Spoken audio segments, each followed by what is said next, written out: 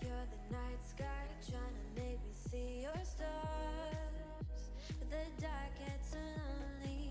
Now I see violet, I can feel silence. And the dark's all that I see.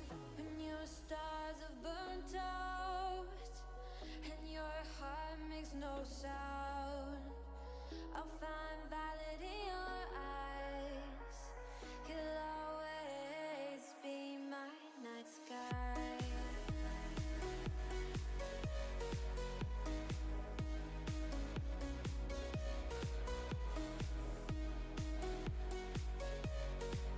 You'll always be my night sky.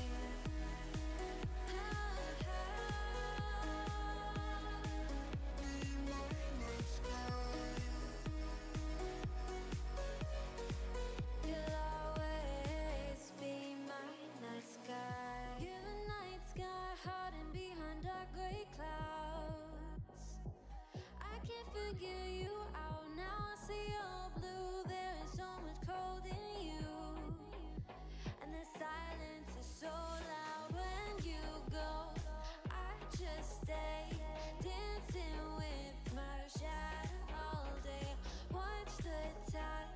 I can't find the point where our two paths align. But you're the night sky. I'm trying to see your stars, but I've always feared the dark. Now I see violet, I can feel silence. You always feel so far when your stars have burnt out and your heart makes no sound. I'll find violet in your eyes. You'll always be my night sky.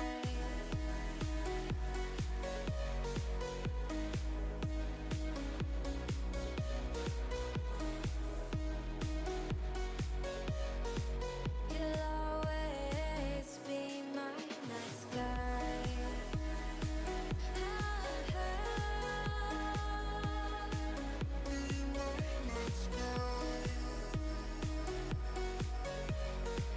You'll always be my night sky.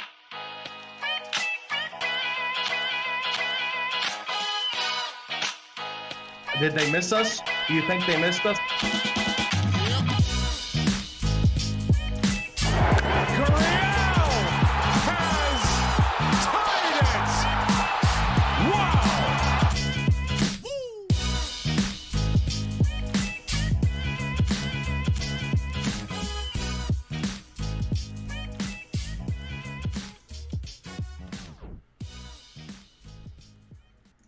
You know, speaking of Yuli Gurriel, I just a couple minutes ago watched the latest episode of the Breggy Bomb Salsa series, and Yuli's the bad guy. And if you haven't seen that series, Yuli Gurriel alongside Aledmus Diaz and the one and only Yordan Alvarez are apparently a bunch of gangbangers. Is being recorded. Can't believe I saw that today. Oh, by the way, we're back on Only Man Entertainment with another episode of the 1203 Experience. Myself, Reed Graff, Parker Ray. It's been a minute. It has been a minute. Yuli a bad guy? Yuli's the bad guy. I'm trying to figure that out. See, everything Yuli points good guy to me. So him being a bad guy, I mean, I guess he is kind of an evil villain. I mean, when you consider what he did to poor Clayton Kershaw, I mean, he kind of ruined that guy. He ruined that guy in that World Series. So, I mean, yeah, I guess I can see him being a bad guy, but I really need to see that. Is it like a little sitcom or Breggy, what is it? Go to Alex Bregman's What is he YouTube doing? channel. It's a whole series based around this salsa that he's releasing, and it's some of the worst acting you'll ever see. It's horrific. It's got Paul Wall in it. It's got Andre Scrub, the Astros relief pitcher, as a bodyguard for Reagan Bregman, his wife, Okay, who's is playing that his like wife? Okay. who's playing like the mob boss, who's trying to get the salsa Oh my God. recipe. And Oh my God. Bregman has got the salsa recipe, and him. The guy's name is Daryl Straub, I think is his name, or Alexander Straub. He's a guy that used to play for the Royals as a shortstop. He was in their system. Now he's just one of Bregman's buddies, or he's always been one of his buddies. And then Paul Wall, they call themselves, they're Bingo and Bongo. Bregman is Al. And then, so Reagan Bregman, who's the mob boss, hires the La Pina gang, which is led by Yuli Gurriel, and it's got Aledmus Diaz Makes sense. and Yordan Alvarez. It's a funny little series. Episode 3 came out today. Some of the worst acting you'll ever see, but I can't really give them too I much. assumed it would be. If it was good acting, I would be upset. I'd be like, why are you recommending this to me? I want to see baseball players in bad acting. That to me is awesome. Like Paul Wall's not terrible, because I mean he's done like commercials and stuff. And he'll do videos. all right. I bet. So he's not awful. They just I'm kind of going say, to a hey, Paul Wall concert soon. I'm going to a Paul Wall concert. call him Bongo. Call him Bongo while you're there. Say, hey, I'm going to a Bongo concert. I'm going to a Bongo concert. I'm here for Bongo. Can I get here your for autograph? Bongo. You know you're here at a concert, right? Do you want me to sing? No. I want you to drink salsa right in front of me. I don't want you to sing. Salsa. Tequila want you and just to- lime infused salsa. Yes. Ooh, How have you sounds been, crazy. man? It has been, I don't even remember, Oh, at least a man. month. A lot has changed, man. A lot has changed in the month for both of us, actually. For both of us. I don't want to get into the details of it for any of us because I know we will let our audience know. They'll be the first to know. Hell, they'll be the first to know when it happens. But yeah, so a lot has changed for both of us, man. And it's just continuing to grow, continuing to take our next steps in life, and it's really fun, man. I mean, we thought like the first year out of college, I don't know for you, the first year for me was kind of like, okay, kind of ready to pick things up a little bit. And so 2020 came in, ruined that a little bit for us. But now we're getting into 2021. Things are starting to kind of settle in a little bit. Things are starting to get back to normal. I was in some stores the other day and everyone was walking around without a mask, just, winking and high-fiving and, yeah, we get to go to Walmart without a mask, jumping up and down, hanging from the rafters and just celebrating and really over-exaggerating this whole thing. But they were pretty excited. So, yeah, it just seems like the world is slowly starting to get back to normal. I was at a Minute Maid game the other day in Astros Red Sox, the one where Valdez pitched 7 great innings, and we're going to talk more about him, by the way. I got him. He's behind me right there. If you guys can see, he's my screensaver now. But we're going to talk more about that, and just it's just a whole lot of fun to see the world and sporting events and things going on again. It's really fun. Yeah, we've got a lot of stuff to catch up on. Like we said, neither of us, we haven't done a 1203, and I don't even know when the last episode was, but it's been a while. A lot has changed. At least a month, maybe 2 months. At least a month. It might have been a month and a half. It's things have gotten crazy. I got into for me personally, we got into the playoff season for baseball and softball, and every night but Wednesday night I was out doing something. So really, like, Wednesdays and Sundays became the only days where I didn't have a game, and I just never got around. There's no excuse, but that's my excuse. We just got crazy That's an busy. excuse to me. I mean, hey, I had Saturdays and Sundays off. If you were asking me to do something on Saturday, I probably would have told you no. I'm resting. I'm trying to gear up for the next week. Of course, the teacher schedule. You get those Saturdays and Sundays off are very valuable to you. So I get it. You have those days off. You want to relax. You don't want to do anything. Not that podcasting is stressful or anything like that. It just takes time. And here's what I was thinking of it, Reed. I think if I was an audience member of a podcast team or a group or whatever, I would want the guys doing the podcast to take it seriously and give it their best effort. So when we don't feel 100% like we want to do a podcast, we're not going to throw something half-ass and hope it sticks against the wall. That's not the type of group we are. That's not the type of people we are. We like to do things full force. And so I think that just goes to say how much we care about the product, how much we care about Old Main Entertainment, how much we care about 1203, that if we're not feeling it, I mean, listen, I'm a high energy guy. If I can't bring my high energy to the podcast, It's not going to work for me. I got to be excited about it, or else I'm not going to do a very good job. So I know myself. Reed, I mean, he brings it every time. He's got the stats. He's got other things to his repertoire. Me, I'm just energy. I'm all energy, all over the top. If I don't have that, I'm not going to be a good podcaster. So it's very good to know that, and I'm glad we're finally feeling like we're wanting to do one. We both text each other, and we were like, yeah, we got to do one yesterday, and so we just did it. You know, that's how we roll. When we're available, we do it. It's super nice to be back, and you're gonna get to catch up on some exciting things, both with the Houston Astros, but just in the world of sports. NBA playoffs are happening right now. Texas A&M football is getting some recognition. There's been some, fairly insignificant boxing, but we'll talk about those. I mean, nothing big, nothing like life-changing, nothing super important, but there's been a little bit, and I'm a boxing fan, and you appreciate the sport, so we're gonna talk a little bit about just some smaller, fights with no particular big names, and nothing fancy happened in the fights, but we are going to talk about those a little bit because we want to, and we're going to talk about some very meaningless fight. Don't get excited about the boxing talk. There's no one important involved. Just want to. Yeah, if you're a true boxing fan, you're going to hate us after this podcast, but it's okay because we're dissecting the real matches that count. We're going to go into it real deep. Yeah, and I really do want to talk. We have, and if you've caught on to what we're talking about yet, I'm referencing deep and hard, Reed, deep and hard. The Logan Paul Floyd Mayweather fight. I want to talk about some of the Jake Paul fights and the situation with him, and then of course his upcoming opponent, and then of course the Canelo Jimmy Saunders fight was awesome. I want to talk about that fight. It was such an interesting boxing match. I didn't get to watch all of it. I watched the highlights of it. And Canelo is just literally the best in the world right now. And we maybe can mention that upcoming stupid little TikTok event. If there's any people in that you care about that's happening. Yeah, I have no TikTok world.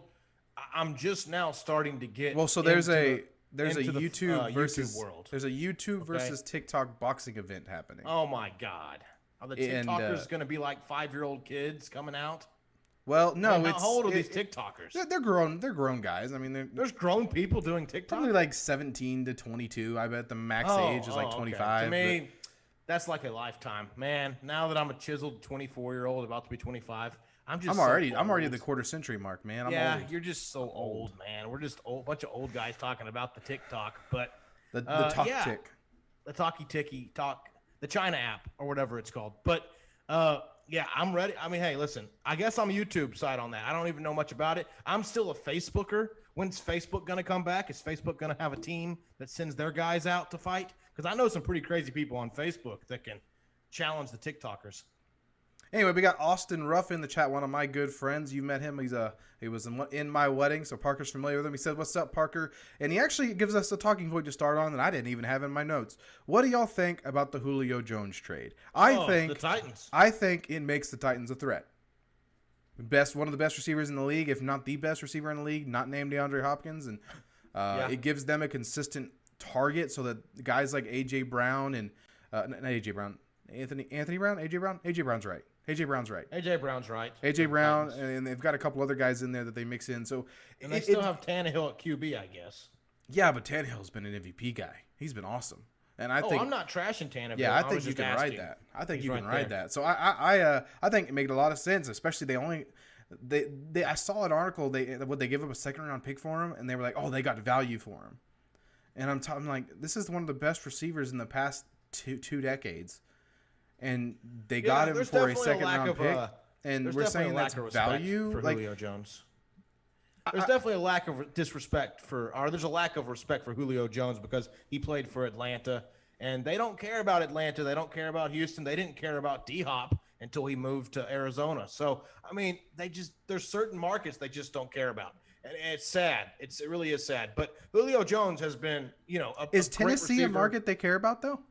What? Is Tennessee a market they care about? Tennessee probably not, and that's what I'm saying. I still don't think Julio Jones has a lot of respect amongst like a lot of people in the league, but I do think he's one of the best, and I think he doesn't get a lot of conversations as one of the best. But I mean, I still think he can bring it. I mean, he was in Atlanta, he was kind of in there for a long time and did his thing, but I think he can bring it. The Titans are going to be the team to beat in the AFC South if they weren't already. I mean, I don't really care about the Colts. The Texans, I'm dismissing. Jaguars, they still have a lot of work to do, in my opinion. It's gonna be down to the Tennessee Titans to come out of the AFC South, and that's my division. So the Titans, if they can pull it together, they got another receiver. They got that great run game, and they've got some deep threats for Tannehill. I think it's going to be a good team to watch. Yeah, it's just such an interesting trade. I agree with you, Austin. They definitely got a steal there, especially just for a second round pick. Like, that's my whole thing. They act like this is like a one off. They said, "Oh, it's a good value." We're talking about probably one of the best receivers in the league, even right now. And that's not to mention how good he's been over the past decade. And I get that he probably is a little bit slower than he used to be, but this isn't an AJ Green. This isn't a guy who has faded off due to injuries. Julio Jones is still a dominant wide receiver. So you add him into the mix in Tennessee, and all of a sudden that offense is probably one of the most balanced offenses in the league. You've got the best running game. You've got a quarterback who's playing at an MVP level, and now you've got a receiving core for him to throw the ball to. Watch out. Tennessee's going to be a good team next year. Let's move on and talk about, before we get to Houston Astros baseball, Parker wanted to give a shout out to the Arkansas Razorbacks baseball. What have you seen from them as they get ready to make a run at a College World Series here? Well, Arkansas Razorbacks baseball has always been pretty good. I mean, they just, of course, we know Dallas Keuchel came from them. We have right now the Astros have Ryan Stanek, who's in the bullpen, who's come from Arkansas. So they got some Arkansas boys that have kind of come out of their system. And the Fayetteville Woodpeckers, don't forget the Fayetteville Woodpeckers, whatever they're called, the little birds from Fayetteville. Yeah, that's right. They're the single A. You gave me a look like I was wrong. No, you were right. No, okay. I didn't know. Reed gives me these looks sometimes that I don't know if I'm saying something wrong. I don't want to stir the pot. I actually almost applied for a job with them, and I didn't. Okay, so yeah, they have the Fayetteville, Arkansas is where the campus of Arkansas is. It's in Fayetteville. That's where their big football stadium is. They have one in Little Rock, and they have one in Fayetteville on campus. So yeah, so the Arkansas Razorbacks are pretty good and familiar with the Astros organization. And right now, I was just seeing some highlights of Arkansas Razorbacks baseball. It's fun to watch. I mean, they just they are I guess they were the number one overall seed. And I don't know, I guess they played Nebraska and something happened, but I don't know where exactly they are right now as far as the playoffs, or even if the playoffs have started. But I know they had a big walk-off recently against one of their players. I think it was last name Welch. I think it was Cade Welch that hit it. Caleb Welch or Cade Welch, one of those names that hit a big walk-off, and the whole crowd went crazy. I mean, Arkansas fans, they don't have a lot to cheer for when it comes to football, but baseball and basketball. I mean, their basketball team was in the Elite Eight last year. I mean, this past year. And you look at that, they got beat by Baylor. Of course, boo-hoo, everyone got beat by Baylor. And then now their baseball team is looking pretty stunned. I guess they were the number one overall team. I don't know if they're ranked number one anymore, but they were number one before the Nebraska thing happened. So they've been up there, top 5, top 3 team for most of the year this year. So be looking for Arkansas to do some damage this year in the postseason. Yeah, it's such an interesting, thing. It's so funny to see schools that are not good at the sports like football. Yeah, there's the crowd right there. Or they're not even technically that good at basketball, but they'll be random. Like Vanderbilt is never good at anything, but then their baseball team is just always good. And Arkansas seems to do the same thing with baseball. So I was thinking of some other Razorbacks in Major League. You have Heston Kierstad. He was a first round pick a couple years ago. He's not in the majors yet, but he's a big time prospect. And then you've got the guy who just went from Boston to Kansas City. I'm drawing a blank on his name, but he's in one of the outfielders. Benintendi, and he's an interesting guy. Yeah, Benintendi's Arkansas. That's right. He's a weird dude because he was such a contact guy, and then he tried to become a power guy, and it ruined a lot of his numbers. And he's gone to. So the Hogs have 3 games coming up, or a 3-game series. Game 3, if necessary, coming up this Friday against number 16 North Carolina State. They play Friday, Saturday, and Sunday if necessary. So that's going to be a big game to watch out for if you're an Arkansas fan. And Kevin Kopps apparently is one of 25 student athletes in contention for the Golden Spikes, which is given to the best amateur player in the country. Kopps is one of the pitchers for the Razorbacks. So they've got some ballers, man. They've got a good baseball program in Arkansas. And it'll be interesting to see what they do over the next, few few weeks as we get through the College World Series. Let's move on to Houston Astros baseball. What a year it's been. I have to admit, I have not watched most games like I thought. Like I said, I tried to do the Astros Daily Show for a little bit. I just got too busy for it. Don't worry. Got too busy for it. But doesn't mean I haven't been following. I have been following closely, and there are a lot of things. Notes for that. There are a lot of things to talk about with this Houston Astros team. Let's start broad and then narrow down on specific topics. So let's start with the Houston Astros as a whole. Just to know my overall feeling of the Houston Astros right now. Such a weird team. It's been a roller coaster, man. Because the Houston Astros Can we do pros and cons? I'll do pros and cons after you're done. Yeah, the Houston Astros this year are what George Springer has been his entire career. They're hot and cold. They go on these strings where they'll win 8-9 games in a row, and then the next 2 weeks they'll look like the worst team in baseball. They're so confusing, but at the same time they whoop up on teams like they hang with the Los Angeles Dodgers, they hang with the New York Yankees, they beat the crap out of the Boston Red Sox. They're beating the crap out of Boston. Like a team that got put above them in the power rankings. They hang with the San Diego Padres. Like, and there's not a team the Astros make can't an beat. argument. That San Diego Padres series was very close.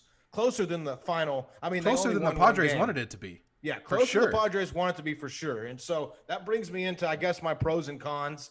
First off, I'll start with the cons and then get everyone excited with the pros. The cons to me right now, obviously, I don't trust the bullpen. And I don't trust Dusty Baker as head coach. I don't trust him as a manager. I've said this a long time, and I know it may just be because of how I view the world and how cynical I am. But Jim Crane hired Dusty Baker because it looked good. Everyone likes Dusty. He's been around forever. He's an African-American man. I'm just going to go ahead and say it, put it out there.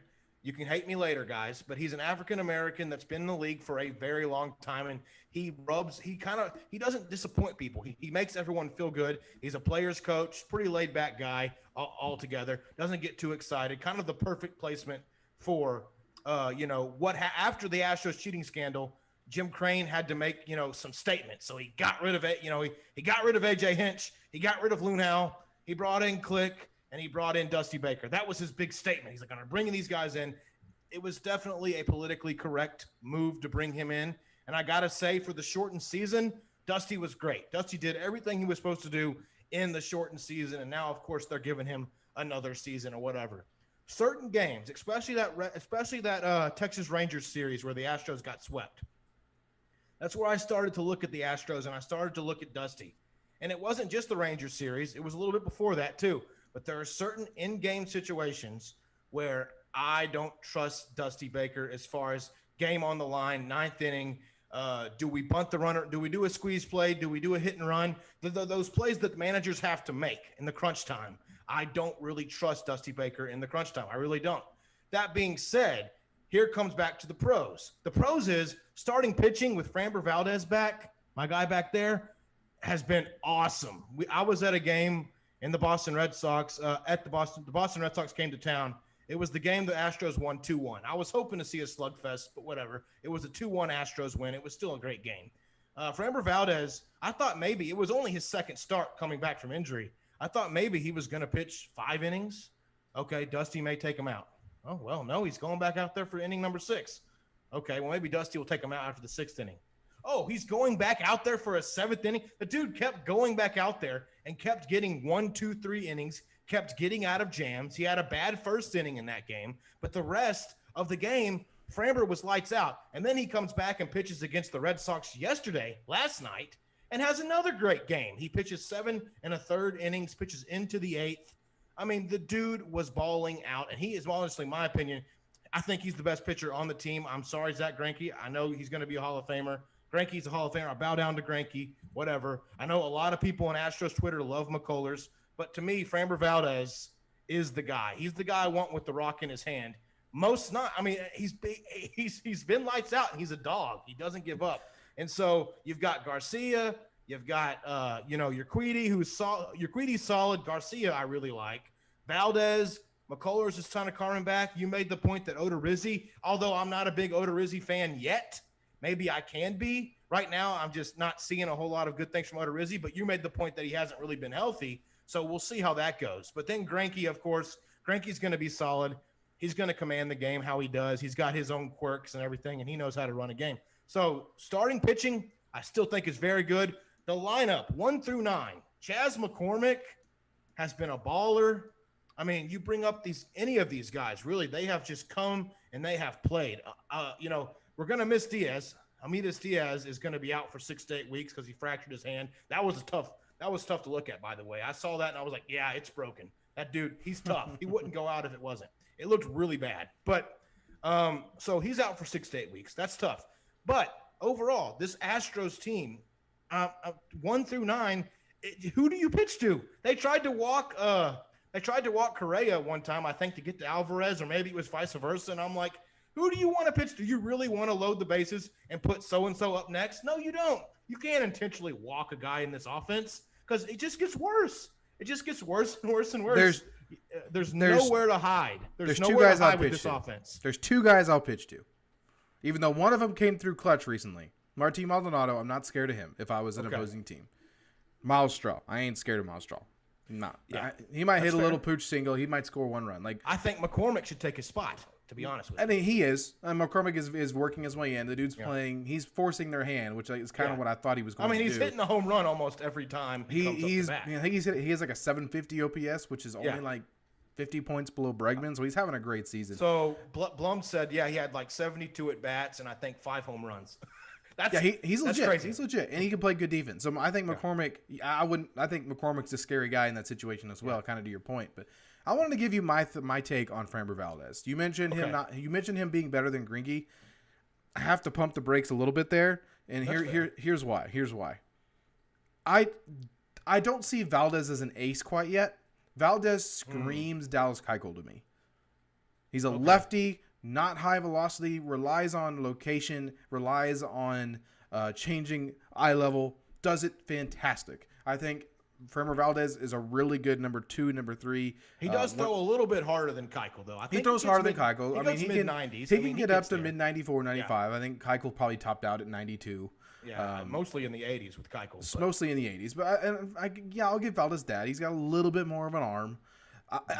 He's not a lockdown ace, but right this minute, if you were to say, Game 7, I'm still going Greinke personally. Okay, but let's say experience-wise too, I would get obviously Greinke. Let's say it's a 3-2 series and you need to get to Game 7 and you're down 3-2. You really need to win Game 6. And you want to Framber Valdez is a good option. Framber Valdez is a good. They're not very better. Would you trust Framber right now over McCullers? Because I would.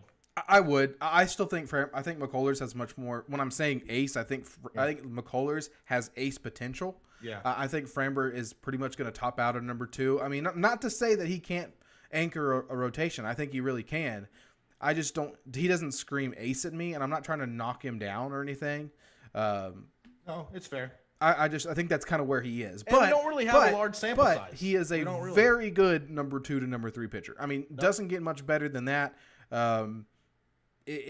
That's just kind of the way I view him. He reminds me a lot of Dallas Keuchel. And Dallas Keuchel was an ace for a good 2 to 3 years when he was in Houston. No, he had a good window.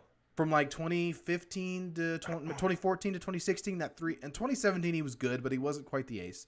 Now the thing about Greinke is, it's so hard to judge a guy like that because he probably used to have velocity back in the day, but now he relies so much on just pinpoint accuracy, and he really does mess.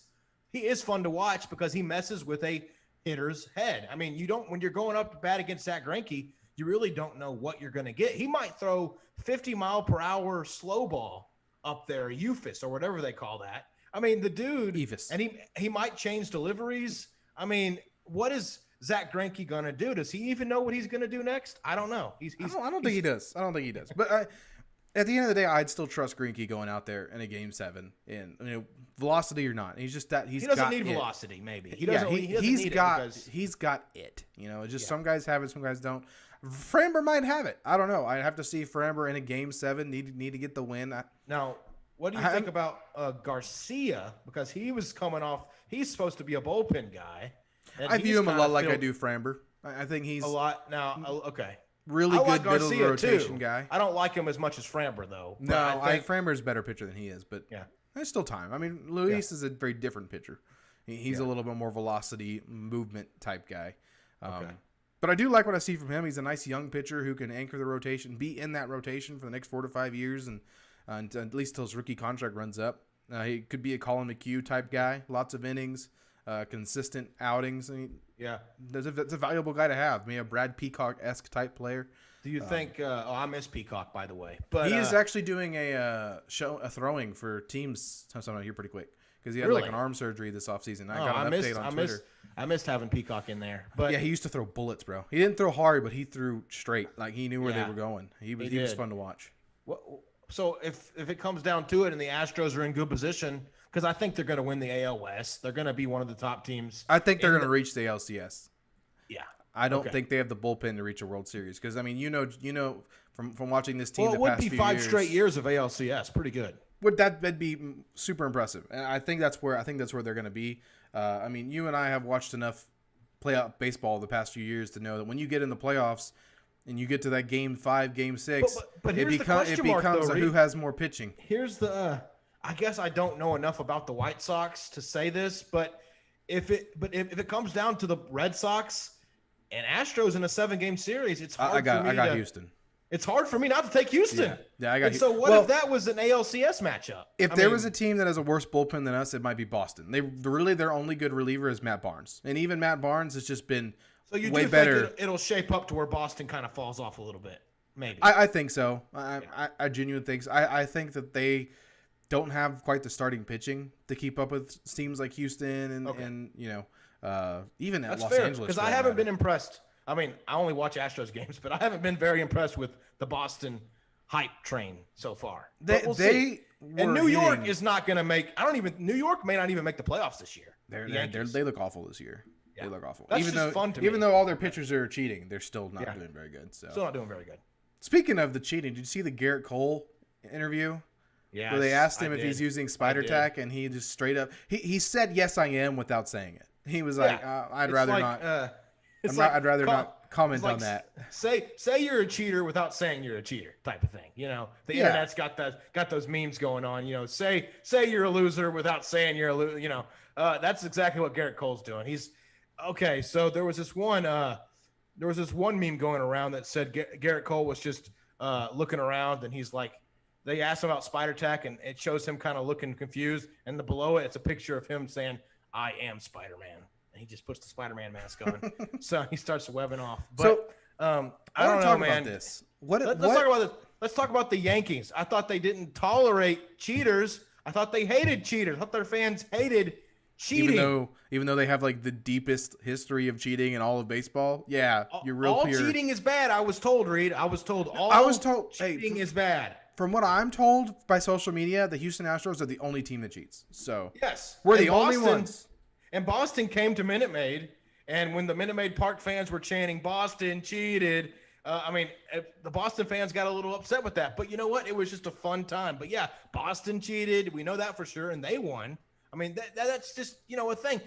And the Yankees definitely have a history of cheating. So to me, sports, it's always been about trying to get an edge, a competitive edge. And yeah, sometimes you get caught, sometimes you don't.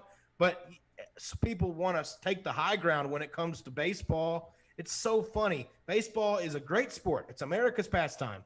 But there has a long history of cheating, just historic, going back to the Black Sox. I mean, it's historic cheating more than any other sport I could think of because it's been around forever. People are trying to get a competitive edge, and so I'm not going to knock the cheating specifically. What I'm knocking is the fan bases with the selective outrage of cheater. Like, I just don't understand how you get so mad at the Houston Astros and you boo Altuve and you boo Correa, but then your team is doing the same thing, if not worse. I mean, to me, if pitchers are cheating, I feel like this is what I want to get to. You can mess up a game pretty bad if this is what I want to get to. This is exactly what I was going to bring up once you finished.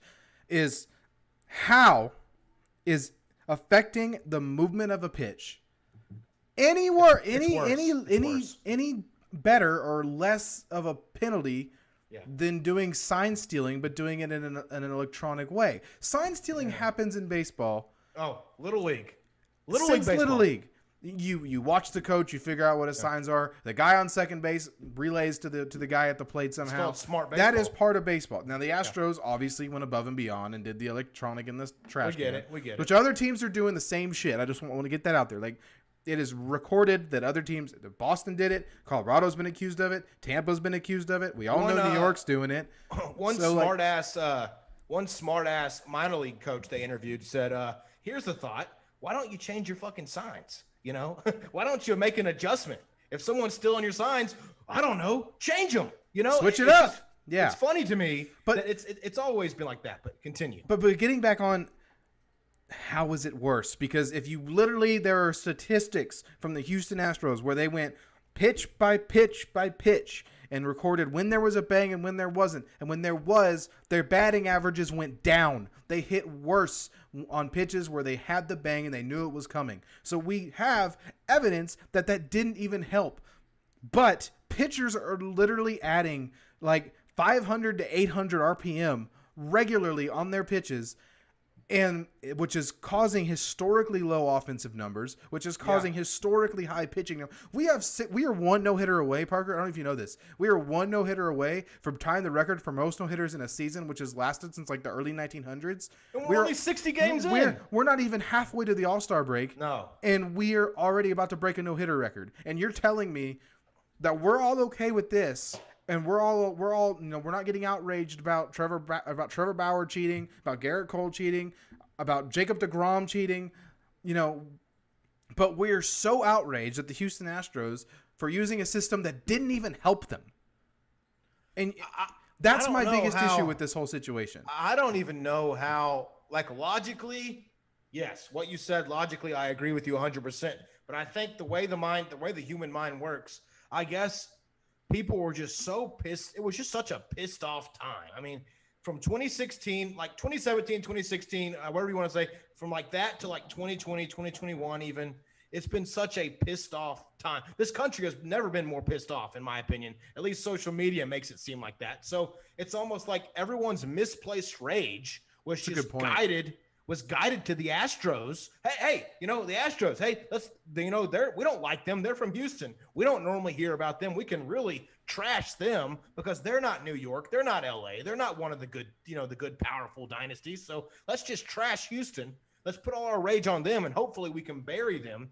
And people are getting mad that the Astros haven't gone away. The Astros keep coming back. In 2019, they came back. 2018, they keep coming back. They keep being good, and people are just more and more upset about it, and it keeps getting clicks. And that's just the way the media works. It's sad.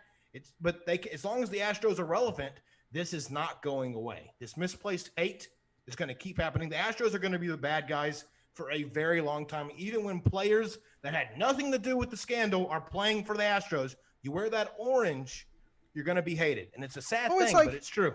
It's like Toronto comes to Houston, boos the Houston Astros while their star signing George Springer is on the bench. Springer Dinger. The guy who set a record for home runs in the World Series is on your team. I love Springer, but Altuve is not the guy you should be booing. Statistically speaking, you should be booing Springer. Springer was the leadoff guy. He probably had the beneficiary of cheating the most. Out of all the players combined, I bet Springer got the most at bats, and he was able to cheat the most because, there was so many leadoff hits that Springer had. There were so many leadoff homers that he just jumped all over. Now, be honest. How did he know he was going to jump all over those homers? He's a great player. But I can tell you how. He jumped over him. Cheating aside, like a lot of times pitchers, when they settle in a game, they want to get in the zone and they want to set the press. So they start pumping fastballs. And so Springer and Altuve's doing that too, where he's and Altuve's doing the same thing. And that's one of the things, and this is a whole nother sidetrack go down, but that's one of the things in baseball right now is you're seeing a lot of leadoff homers because so many pitchers just want to get in a rhythm, and to get in a rhythm, they usually start with their best pitch, the pitch they can control the most for most pitchers. There's outliers like Lance McCullers, where his best pitch is the knuckle curve, but a lot of guys, their best pitch is the fastball, so they want to get established with the fastball and power. And these guys that are all of a sudden they're not just contact guys anymore. You have guys that the new trend is to put a guy in leadoff that can get on base and hit for some power. Allier, George Springer, Jose Altuve, Ozzy Albies, like those kinds of guys. That's why he was hitting homers. But at the same time, I'm sure he's a guy that was proven to have used the system. I'm sure he benefited from it. And especially considering he's the guy who was World Series MVP, set a record for home runs in the World Series in 2017. He's on your team now, and you're booing the one guy that there's evidence didn't use the cheating system. There's evidence that Altuve didn't use it. Yeah. And you're booing him. There is evidence. There's hard evidence that he didn't use it. There's videos of him getting mad when he's at bat and he hears something and he just goes off on his teammates. I mean, he didn't like any of that stuff. So yeah, it's just picking on Altuve. I'm so glad Altuve has come full circle this year. And now we've got this book coming out of Tampa about the Tampa Bay Rays wanted to check for buzzing Band-Aids. And it's like, dude, just because Tampa, your team, calm down. Just because Tampa Bay is literally one of the best organizations at bumping RPMs and curve and spin rates and creating pitchers that are coming from nowhere into good pitchers, I wonder how they're doing that. I wonder how the Tampa Bay Rays are bumping RPMs, Parker. How do you think they're doing that? I don't know. And there's about to be a giant scandal about pitchers cheating. You know what we should do? It could just be a coincidence. And we're totally going to get busted. We're totally going to get busted. You know what we should do? Oh, what? Let's write a book about the Astros and blame them. Oh, that'll work. It works every time. Yeah, because people are so damn stupid. To blame off us. Like, come on, man. It's so No, but that is a good move, though. Blame the Astros. You got to admit, that works. Like 99% of the time. Oh, right now it does. Is you get the freaking Yankees fans who's sitting at their computer, their dick in their hand, like, I kill the Astros. Okay, I got to talk shit about the Dodgers fans coming into Houston. Okay, first off, most of those people are Houston locals, which pisses me off. The fact that Dodgers took over Minute Maid Park when we were just now getting our stadium open, I was so mad at Houston fans for that. That game, right? I don't even know. I think the Dodgers might even, because of the bullshit they were doing, I think they might even have almost passed me up. I mean, I really hate the Yankees, Reed. Don't get me wrong. But the Dodgers, I might hate them more. I don't know. It's growing on me.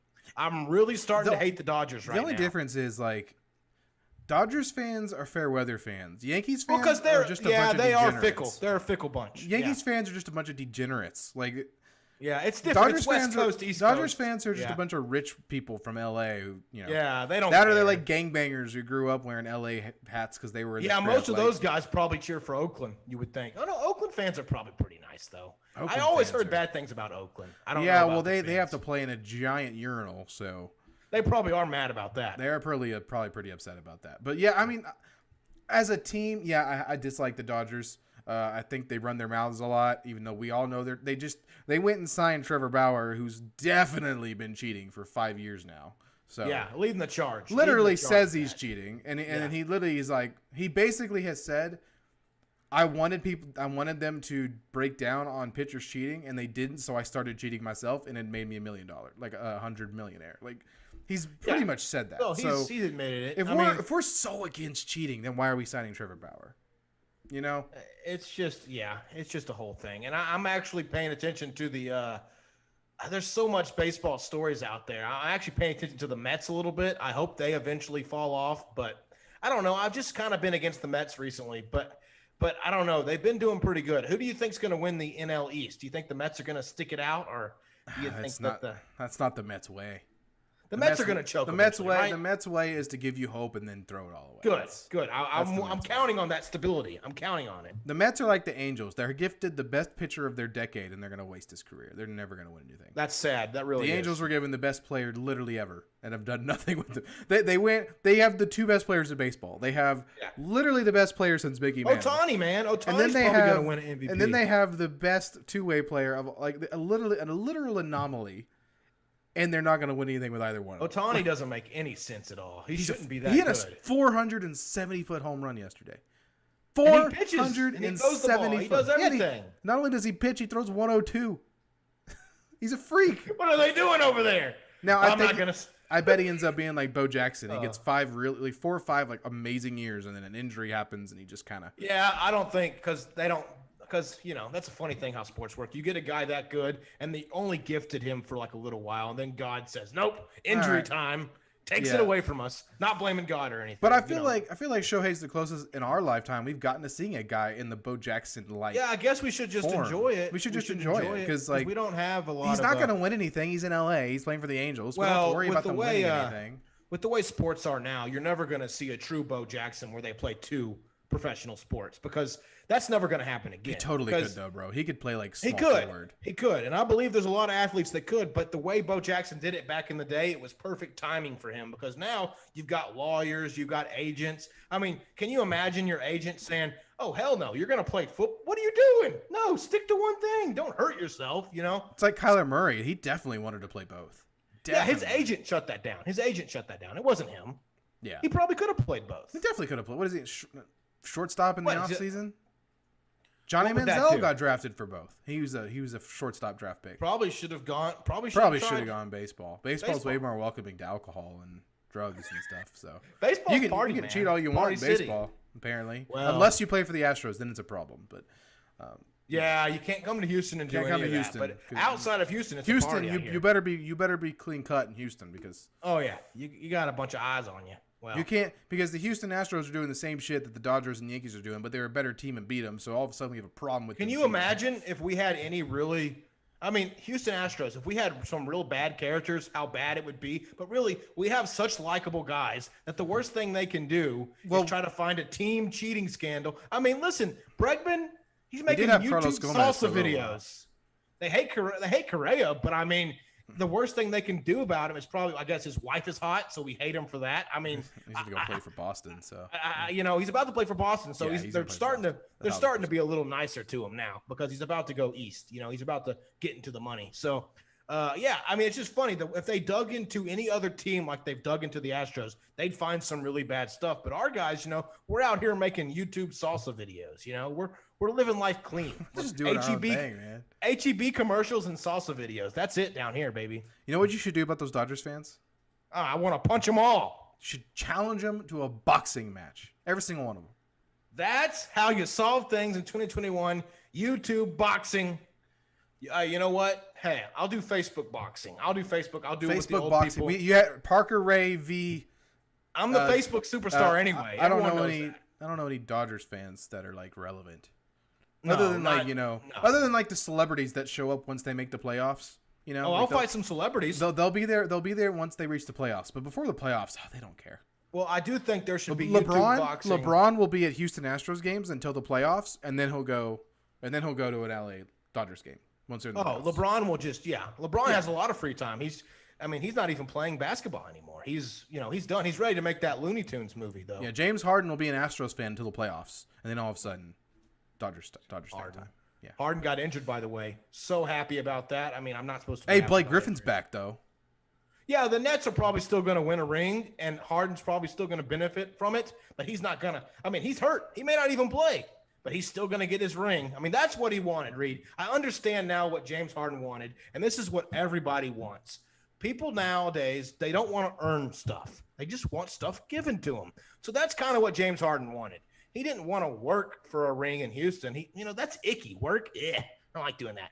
I want to sit on my ass and get a ring and have people that are really good, much better than me, play and win a ring for me. I love that strategy. I love that in life. In life, if you can get someone to do your job for you and still get paid, that's the way to go, Reed. Why work harder when you can work smarter? I mean, work smarter. That's the 2021 motto. Just have someone do your shit for you. That's what Drake does. Drake has people writing stuff for him. Drake's great. Deshaun Watson tried this and then got called a rapist. So. Yeah, he had stuff. He had people working to make him not harder. Well, he did have people making him harder. Making him harder, and then he got in trouble for getting harder. Side note. Let's talk about YouTube boxing. Floyd Mayweather, Logan Paul. Stupidest boxing event of all time. But at the end of the day, it was entertainment. Yeah. I thought it was entertaining. I did too. I didn't watch it live. I watched the highlights later. I watched it live. I don't regret it. It was funny. I enjoyed fun. I watched WWE live. So I'm a complete I'm all for fake entertainment and that's kind of my thing. I'm more about the fake than the real now. I'll just blur the Well, lines. the real kind of sucks. So The real life sucks. Let's be honest. Real life just sucks. So okay, then as fake as we can make it, boxing should actually have more people that don't know anything about the sport come and box.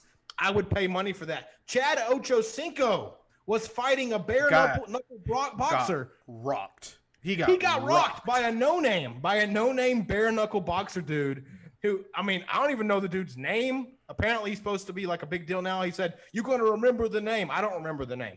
But Chad Ochocinco he got rocked. It was a 4-round fight. He got back up though. He got back up. So he did, and he started making the first down signal like he got a first down. I think he was concussed. I think the funniest thing about that whole event is that there was 2 title weight fights. Legit in the middle. Okay, so yeah, there was actually a good fight. There was Arias versus Hurd. Yeah, that was a really good one, right? Arias versus Hurd. Arias actually ended up getting the upset. Hurd, he did a good fight. Arias ended up winning, and then there was another fight. Some no name from Argentina was fighting Bombo Jack or something like that, Killer Jack or whatever they call him. And Killer Jack ended up winning because he was the veteran. He was trying to get back in shape. It was pretty much a get back in shape match for him. And then Arias and Hurd. That was a title fight, wasn't it? They put on a 10-round just juggernaut. I mean, there was actual judges. It was a real fight. They put on a 10-round. They were just going at it, hammering. So boxing is fun to watch when you got 2 guys that know what they're doing and you can see them set up, and it really is a beautiful sport to watch. But yeah, the Logan Paul Floyd Mayweather fight was some big ass, 200-pound white kid who's pretty athletic. I'll give him that. He was playing duck, duck, goose. Yeah, he was a all-state wrestler, all-state linebacker. Well, he was trying to wrestle. He was going to be a college athlete. He tried to grab him a couple times. He gave him a couple hugs. Oh, he hugged him all. Do you see the video of where he supposedly got knocked out and then Floyd held him up? Floyd helped him. Yeah. See. Do you think he got knocked out? Or do you think that was a clinch? It sure looked like he was out. Oh, no. Logan knew what he was doing. Logan wasn't in control the whole match, okay? Listen here. Logan knew what he was doing. Logan knew what he was doing until that flurry. I'll play duck, duck, goose with him, okay? I'll tap him a little bit. I'll let him punch me in the face. I'll let him knock me out, and then I might even pretend to get knocked out for the fans, for you, Reed. Just pretend. It was all fake. He did that for you, so you think he would get knocked out. But for me, with the keen eye, I saw through that. I was like, "There's no." He's doing that for show. He put on a show. He puts on a show, man. It was all a fake fight. It was a YouTube fight. Nothing really happened. He got a lot of money out of it. He definitely got knocked out. And Jake Paul definitely got knocked out. And Jake Paul said he won the fight, so I gotta go with Jake Paul on this. I think Jake Paul's right. Buffoon, Why would Jake Paul lie? Why would he lie about anything? That's fair. I mean, he's a truthful guy. Seems like a pretty truthful guy. Let's talk about the Paul brothers real quick. They're very honest, truthful, integrity-driven people. And so I think for Logan me, is. Logan's not a. You think Logan is changing? You think Logan's changing? Oh yeah, I think Logan at least has ambition to have a good public image. And Jake doesn't care about any of that. Oh, Jake doesn't give 2 shits. Jake is all about the cash. Dollar bills, y'all. That's all. Jake is there to make a buck. The stupidest thing he could have done, the stupidest thing he already did, but taking Floyd Mayweather's hat at the weigh-in, okay, that wasn't stupid. That wasn't stupid. It sold all kinds. He literally had hats up for sale. He could have died. Floyd Mayweather had members of the bodyguards didn't fight. The bodyguards were real, and I think they were armed to the teeth. Like Floyd Mayweather, he doesn't go anywhere without his guys, around him. So it was, even when he was wrestling, I remember one time at WWE, he was wrestling Big Show, and he brought in a whole entourage of people just to be there. Like he doesn't go anywhere without his guys around him. So he's smart. He knows what he's doing. Floyd obviously controlled the fight. If we're going back to Logan, he controlled the fight. I mean, the same thing with Conor McGregor. Everyone thought the Conor McGregor fight would be a good one. It was entertaining, but when round 7 came around and Conor was getting a little bit too aggressive, Floyd said, "All right, I'm ending it," and he hit him with a couple 1-2s. And boxing is so much harder than most other. Like the people don't know how hard boxing is. Stamina. I mean, UFC, you're go. You can finish real quick. Boxing, you have to last a long time, and you have to be in great shape to be a good boxer. And Logan was gassed. Logan was gassed in the 4th round. I mean, honestly, he was gassed in the 4th round. Well, yeah, he's all muscles, dude. Like, he's huge. And that's why, guys like that, those fights are so different from lightweight fights because it ends up being who's in better shape when you're that big, and especially with that, he threw like 25 punches in that little flurry in the first round. That will wear you out. Yeah, then, I don't know what he was doing. And none of them actually landed. None of them landed. He did land some decent shots, but none of those he did a couple good hits. And you know what? I do give Logan props. After the fight, I said, to me, him lasting 8 rounds, he didn't last 8 rounds, though. He definitely got knocked out. Technically he lasted 8. Well, he was just faking it. But technically, he lasted 8 rounds. Technically. And so I'm saying to me, like, well, I guess he lasted 8 rounds. He lasted 8 rounds to Floyd. So that's amazing. Good for him. He can go around. He can tell everybody he lasted 8 rounds. I really want this to end, though, because I'm kind of tired. In all honesty, though, I am tired of YouTube boxing. I want to see real boxing again. I want to see the Tyson Fury would be pissed. Imagine Logan Paul fighting Tyson Fury. That's his weight class. Imagine Tyson Fury would kill him, literally murder him. Would kill him in 1 round. I want to see Canelo versus Logan. Let's see that. I'm down for that. Best boxer in the world versus Logan. Let's see it. That would be awful. I'd watch it though. I would pay to see it. Totally, and you know what? I've changed my mind. No. Let me see. I actually like Logan. I want to see Canelo. I want to see Canelo versus Jake. Because I want to see Canelo. Logan absolutely destroy. If you like Logan, you should probably want him to fight maybe some TikTokers. I think he should fight Antonio Brown.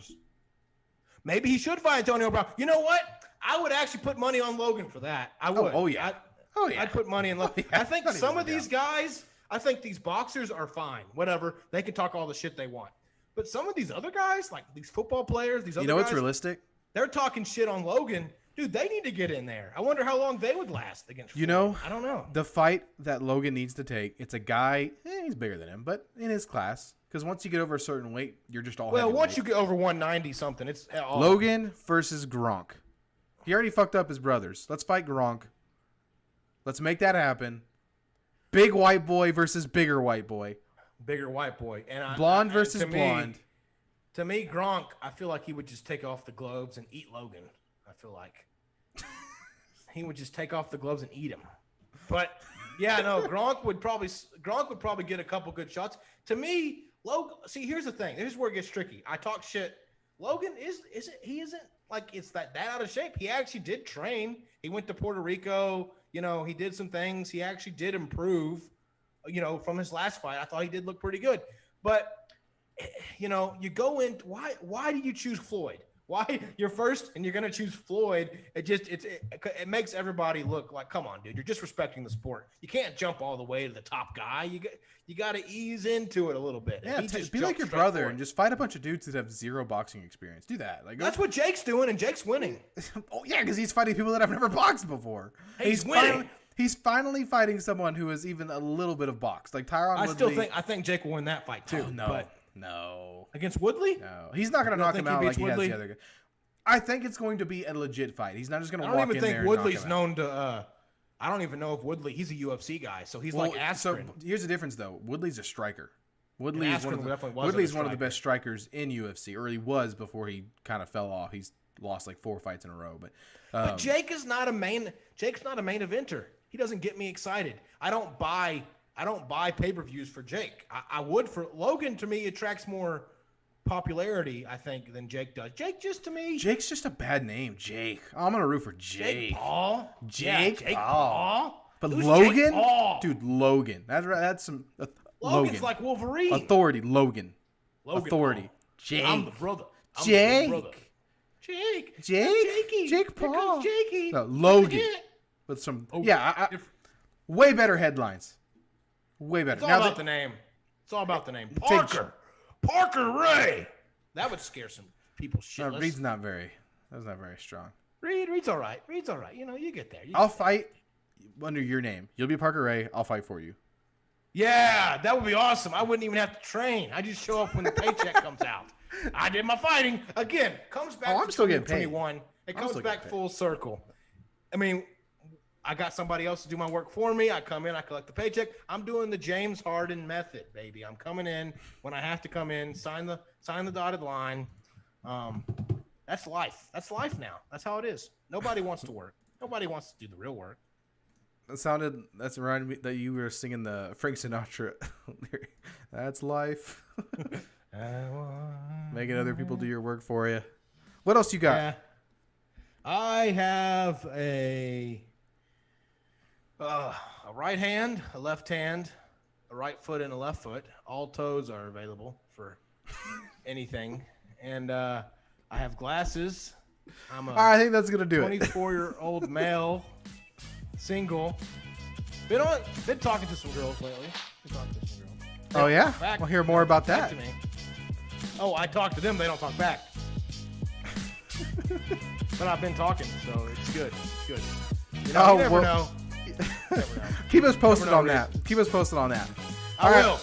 Quick update on 1203. We're not going to be live the next 2 weeks. We'll be back on June 30th. That is 2 Wednesdays from now. Catch us right here, Old Man Entertainment. Parker, it's a pleasure as always, man. Hey, stay classy, bud. Don't do drugs. Or do it. Be wild. I don't care. Live your Drugs. life. I don't care. Yeah, I don't care.